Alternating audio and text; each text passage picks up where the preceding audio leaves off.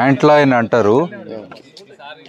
అవి చిన్న చిన్న చీమలు అడికి రాగానే ఎక్కలేవు, అవి జారుతుంటాయి. ఇది యాక్చువల్గా ఎగిరే పురుగు, దాని లార్వా యాంట్లాయిన్ అంటారు. దాని పండ్లు గిన్లు కొండ్లు చాలా ఘోరంగా ఉంటాయి. ఒకవేళ పెద్దగా చూస్తే అమ్మ ఇట్లుంటుందా అనుకుంటాం మనం, జీవి అట్లుంటాయి దాని కొండ్లు.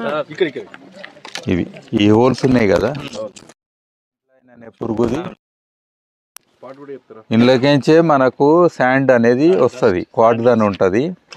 అవన్నీ కూడా డిగ్రేడ్ అయిన కొద్దీ ఎక్స్ఫోలియేషన్ ఏంటంటే ఇది పచ్చలు వెళ్తుందా ఉల్లిగడ్డ పొట్టులాగా. ఇది ఎందుకైతే అంటే ఎక్కువ వేడి ఎక్కువ చల్లగా అయినప్పుడు ఏమవుతుందంటే పొరలు లేస్తుంది. ఇదొక వెదరింగ్. ఇంకొక వెదరింగ్ ఏంటంటే వర్షాలు గిర్షాలు పడతాయి కదా, యాసిడ్ రేన్స్ ఉన్నా కొంచెం కరుగుతుంది. యాక్చువల్గా ఈ రాయే యాసిడ్ బేసికల్గా. దీన్ని ఇందులో యూరేనియం కూడా ఉంటుంది, యూరేనియం థోరియం కూడా ఇంట్లో ఉంటుంది. రేడాన్ గ్యాస్ వస్తే కూడా ఈ రాయలకించి వస్తుంది. హైదరాబాద్లో సేఫ్ ఏం కాదు, ఇండ్లు కట్టుకుంటే సందు ఇంత ఉంటే చాలు రేడాన్ గ్యాస్ రావచ్చు. కానీ అది మనకు తెలియదు, క్యాన్సర్ వస్తే ఎందుకు వచ్చిందో పాపం, మంచోడు ఉండే అంటాం కదా, ఆయనకేం తెలుసు అలా రేడాన్ గ్యాస్ వెళ్తుందని. సో అట్లా వెళ్తుంటుంది అన్నట్టు. బట్ జియాలజికల్ హజార్డ్స్లలో మనకు రకరకాలుగా ఉంటాయి కాబట్టి నేను ద అదర్ థింగ్స్ కూడా చెప్తున్నా. అది ఇంట్లోనే క్వార్ట్జ్ విన్స్ అని ఉంటాయి మీకు.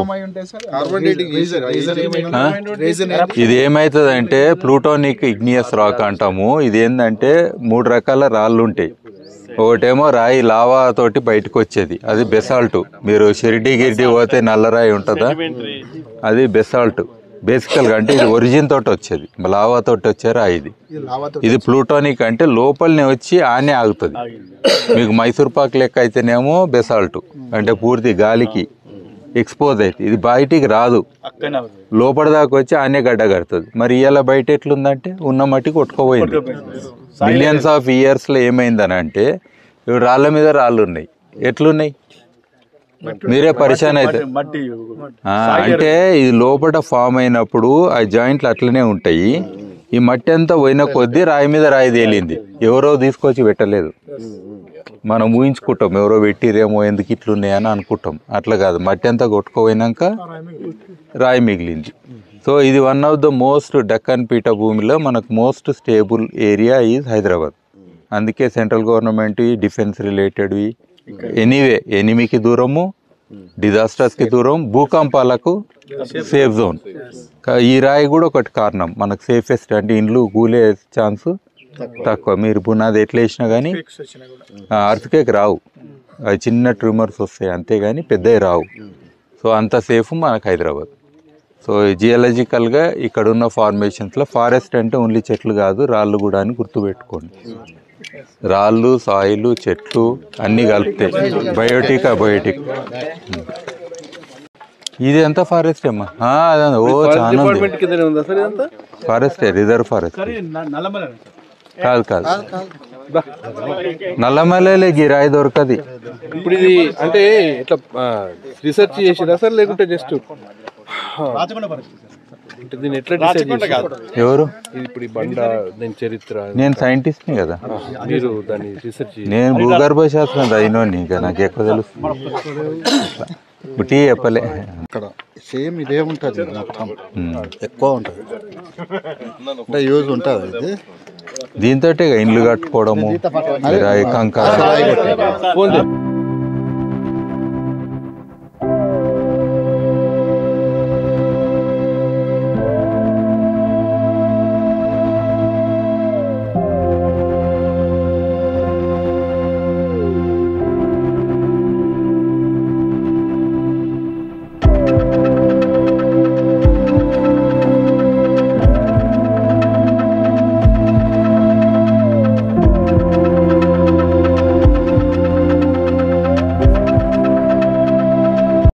మీరు తీయగలిగితే హైయెస్ట్ లెవెల్ అబ్జర్వేషన్. ఓకేనా వింటూరా? లేదంటే ఇప్పుడు నేను ఆడ ఒక పిట్టని చెక్కిన, ఇట్లనే వచ్చినప్పుడల్లా చెక్కితే పిట్ అయింది. పేర్లు మాత్రం రాయకండి, మీ పేరు కింద ఇంకోరి పేరు అని ఉంటుంది, అదొద్దు. జనరల్గా అదేంది లవ్ ఫేరియలో ఆ పనులు చేస్తారు. అంటే జనరల్గా మనకు పేర్లు వద్దు. ఇట్లా ఏదైనా నేచర్ రిలేటెడ్ మీరు ఏదైనా సింబాలిక్ చేయాలంటే ఇప్పుడు నేను ఒకటి కొడితే మీరు 2 కొట్టాలి ఆడ ఒకటే దెబ్బల అట్లా అక్కడ వాళ్ళు 3 కొడతారు అట్లా చేయాలి అందుకని కొడితే మ్యూజిక్ అవుతుంది ఎవరైనా చేయండి నిజంగా ఈ డ్రమ్స్ తెలిసిన వాళ్ళు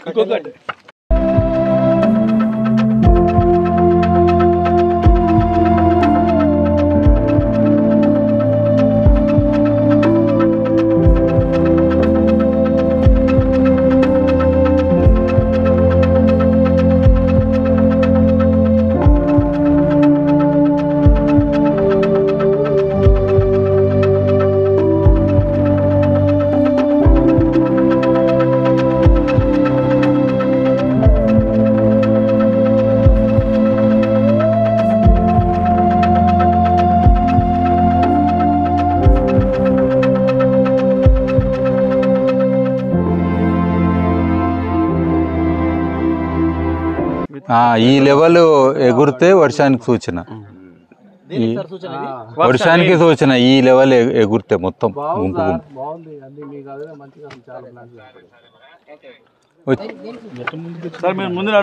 అదే లెఫ్ట్ వెళ్ళాలి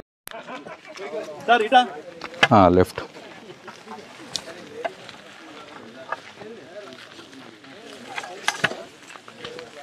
ఇక్కడ కొన్ని స్పెషల్ ఆర్కిడ్స్ ఉంటాయి చూడండి చాలా స్పెషల్ అది రేర్గా ఉండేటి చెట్ల మధ్యలో ఉంటాయి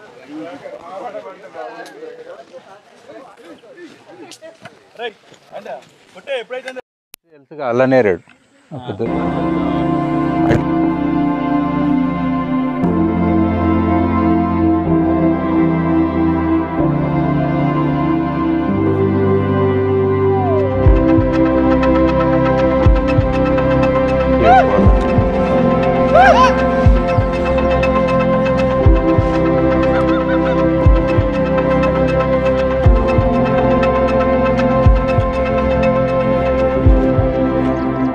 కూడా తెలియదు చాలా మందికి ఎవరో గొర్రెలు అది మేపేటలో కొంచెం ఐడియా ఉన్నది మిగతాలంతా మర్చిపోయారు ఓ 50 ఏళ్ళ క్రితం లాస్ట్ పూజ చేసుకుంది ఇది తర్వాత ఏం లేదు ఏ పూజ లేదు ఎవరు గుర్తులేదు ఆ టైప్ అయింది సో ఒక 6 ఏళ్ళు అట్లా అయ్యింది నాకు తెలిసింది ఇట్లా ఒకరు చెప్తే మీద సరే అని ఎత్తుక్కుంటూ వచ్చినాం దారి కూడా లేదు మెట్లు గిట్లు ఏం లేవు వచ్చి ఆ గుంత అంతా ఊడ్చి బంగారం కోసం దోతారు కదా గుప్త నిధులు పేద బొయ్యారం ఉండేయడం ముందట అంతా నింపి తర్వాత మళ్ళీ 1 ఇయర్ అయినాక సిమెంట్ వేసి కొంచెం మినిమం రానిక ఓనిక అన్నట్టు తయారైంది పౌర్ణమి పరిక్రమ అని ఒక 2 ఏళ్ళు నిరంతరంగా ప్రతి పౌర్ణానికి దీపాలు పట్టుకొని మన అర్త్ సెంటర్ కాడికించి నేను మొదలుపెట్టిన ఒక యాత్ర ప్రతి పౌర్ణానికి ఇక్కడికి రావాలి సైలెంట్గా సాయంత్రం పూట రావాలి చంద్రుడు కనబడతాడు కదా ఆ టైంలో మళ్ళీ పోతాం పోయి అట్లా కంప్లీట్ చేసినాం 2 ఏళ్ళు ఈ మధ్యన ఇంకెక్కడెక్కడో నేను చేస్తున్నాను కానీ ఇక్కడ చేస్తలేను బట్ ఇది ఎందుకని అంటే మీకు ఫ్రీడమ్ ఉంటుంది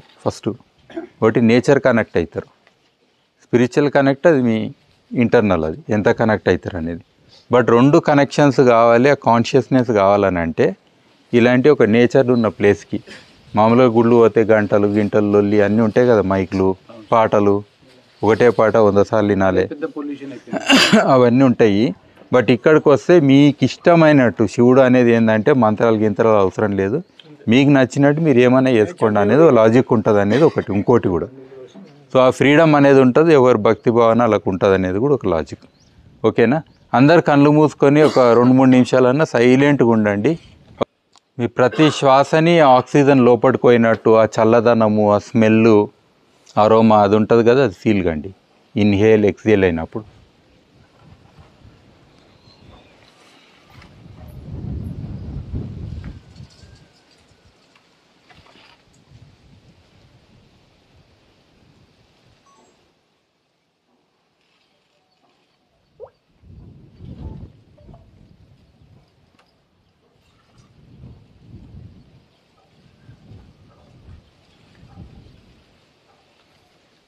శివరాత్రికి మంచిగా అనిపిస్తుంది ఈ ప్లేస్ వస్తే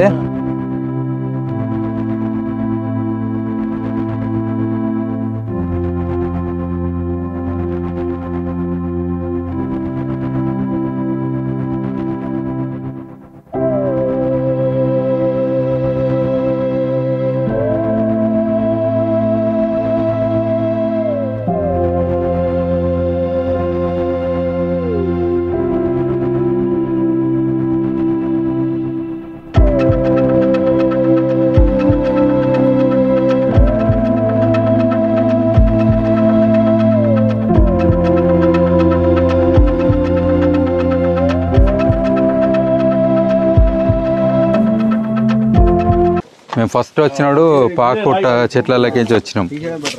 ఈ మెట్లేం లేకుండా ఇవన్నీ వేయించినాయి.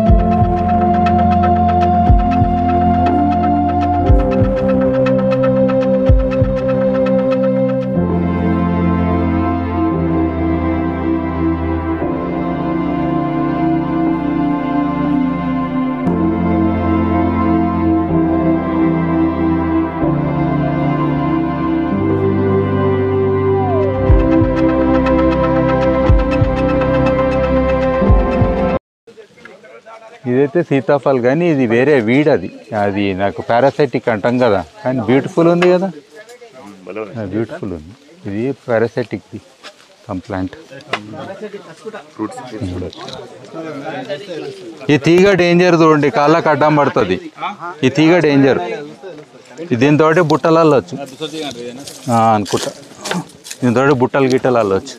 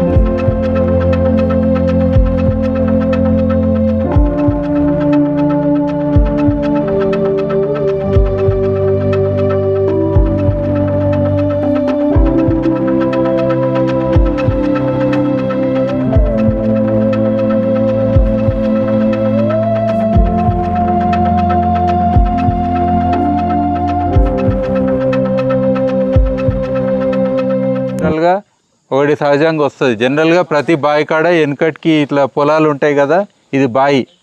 ఇది సార్ మేడం వాళ్ళ యాన్సిస్ట్రల్ ప్రాపర్టీ. ఇది వాళ్ళ ఊరు ఇక్కడనే హనుమాస్పల్లి మదర్ ట్రీ అని. అయితే మీరు కూడా స్కూల్లో ఇప్పటికే ఒక 200 చెట్లేమో చేసినట్టు మదర్ ట్రీస్ అని కొన్ని స్కూళ్ళల్లో. అదేంటంటే మీ దగ్గర కూడా ఒక చెట్టు ఉంటుంది. చాలా రోజులు అయినాక మీరు పాత స్కూల్ చూడబోతే సార్లు ట్రాన్స్ఫర్ అవుతారు, లేకపోతే వెళ్ళిపోతారు. మీ దోస్తులు ఎవరు ఉండరు, మీకు మిగిలింది ఒకటే, చెట్టు ఒకటే కనబడుతుంది. అంటే చిన్నప్పుడు ఆడుకున్న చెట్టు స్కూల్ ముందు అటు ఉంటుంది కదా, పెద్దగా అయిందని దాన్ని చూసి మురిసిపోతారు. ఎందుకని అంటే దాని కింద కాయలు తిని ఉంటారో, లేకపోతే మీ యథా గదా కూడా దానికి చెప్పుకొని ఉంటారు ఇండైరెక్ట్గా. టీచర్ కొడితే ఎడబోతారు, ఆ చెట్టు కింద కూర్చుంటారు కదా, అంటే దానికి అన్నీ అర్థమవుతాయి కదా. సో ఆ రిలేషన్ చాలా మెయింటైన్ అవుతుంది. కాబట్టి ప్రతి స్కూల్లో మీకు వీలైతే మదర్ ట్రీ అంటే ఓన్లీ మర్రి చెట్టే ఉండాలని రూల్ లేదు. అన్ని మర్రి చెట్లు పెడితే ఊరంతా కప్పేస్తుంది, మీకు తెలుసు కదా. పెద్ద పెద్ద కోటలు కూడా ఏమి ఉండవు. మర్రి చెట్టు ఏంటంటే కోట గోడలలో కూడా ఇట్లా విచ్ఛిన్నం చేస్తాయి, రాళ్ళను కూడా పగల కొడతాయి. వాటి శక్తి చాలా అపారం. ఊరికి ఒక మర్రి చెట్టు ఉంటే చాలంటారు పెద్దలు కూడా వెనకటికి. అట్లా అని చెప్పి 100 చెట్లు అయితే పెట్టరు. ఒకవేళ చెట్లు ఇస్తాడు ఊరంతా మర్రి చెట్లు ఇచ్చారు, ఉల్టా అవుతుంది. 4 రోజులు కాగానే మళ్ళీ ఎంట పడతారు, ఇవెందుకు ఎక్కువ ఇచ్చిరని. రాయి చెట్టు అంతే. ఇది బృహ సంహిత అనే దాంట్లో శాస్త్రంలో రాసిర్రు, వరామీరి అనేటైనా ఊరికి ఎన్ని చెట్లు ఉండాలి, ఏ టైప్ ఉండాలనేది కొన్ని నియమాలు ఉంటాయి. ఆ నియమాలతోటి పోయే దాంట్లో బట్ డెఫినెట్గా ఇది one of the oldest tree. ఇంకోటి ఎన్ని చెట్లు పెట్టినాం అనేది కాదు, ఎన్నిటిని మనము కన్జర్వ్ చేసినాము లేదా ప్రొటెక్ట్ చేసినాము, ఇది ముఖ్యమైనది. మీ పుణ్యం ఆడొస్తుంది. చాలామంది ఏంటంటే సెల్ఫీలు దిగి చెట్టు పెట్టిపోతారు, నీళ్ళు కూడా పోయారు. అది సస్త బత్త బాధ్యత లేదంటారు. అది వస్తే మీరు బాధ్యులు, మీకు శాపం తగులుతుంటే అప్పుడు పెడతారా? ఎట్లా ఉన్నదాన్ని కాపాడు, దాన్ని కొట్టకుంటే కూడా మీరు పెట్టిన దానికంటే ఎక్కువ. ఈ ఒక్క చెట్టు ఎన్ని వేల చెట్ల అంత సమానం. అంటే దాని బయోమాస్ అనండి, దాని కట్టెలనండి, దాని చరిత్ర అనండి. మీరు రచ్చబండలు అవన్నీ చూసి ఉంటారు కదా, ఎక్కువ న్యాయం ఈ చెట్ల కిందనే అయ్యింది. అవునాగా, దీనికి అరుగు కడితే ముసలోళ్ళు కూడా కొన్ని అన్యాయం కూడా అయ్యింది. సో ముసలోళ్ళు కూడా కొంతమంది ఎక్కువ రోజులు బతికిరంటే ఈ చెట్ల కింద కూర్చున్నందుకే. దీన్ని ఫేస్బుక్ అని కూడా అంటారు ఊర్లల్లో. ఫేస్బుక్ అంటే ఏంది, వచ్చేపోయేటోళ్ళ ముఖాలు చూసుకుంటూ కూర్చోవడం, అంతే కదా. రచ్చబండ మీద కూర్చోటరు కదా, ఏ ఇన్ఫర్మేషన్ కావాలన్నా ముచ్చటనండి, రచ్చబండనండి, ఇదంతా కూడా కల్చరల్లో మామూలుగా అయితే చింత చెట్ల కింద కూడా కూర్చోటరు ఎక్కువ మట్టుకు. ఇది కూడా మంచి చెట్టు. అంటే మనకు దీని కింద వేరేదేం మొలవది, అంటే కొంచెం క్లీన్లీనెస్ కూడా ఉంటుంది మామూలుగా. ఎందుకంటే దీని నీడ కింద అవన్నిటి కింద ఇది ఎక్కువ మొలవది. అంటే ఇది క్లీన్ చేసిరు కానీ, బట్ అదర్వైజ్ ఎక్కువ ఏమి ఉండదు అన్నట్టు. సో అది కూడా మనకి ఎనీ టైం ఆడికి వస్తే, అదే చింత చెట్టు కింద వండితే మీకు ఏమవుతుంది అంటే దమ్మాడదు ఒక్కోసారి. అవుతుందా లేదా? ఎందుకంటే యాసిడ్, అది మొత్తం యాసిడా కాదా, జర గోకుడు పెట్టినట్టు కూడా అవుతుంది. కానీ ఈ చెట్టు కింద అట్లా కాదు, మీకు డెఫినెట్గా ఆ కూల్నెస్ ఉంటుంది, ఆ ఫ్రెష్నెస్ ఉంటుంది, ఆక్సిజన్ ఉంటుంది. సో అవన్నీ కూడా మీరు రిలేట్ అయ్యి ఉంటారు.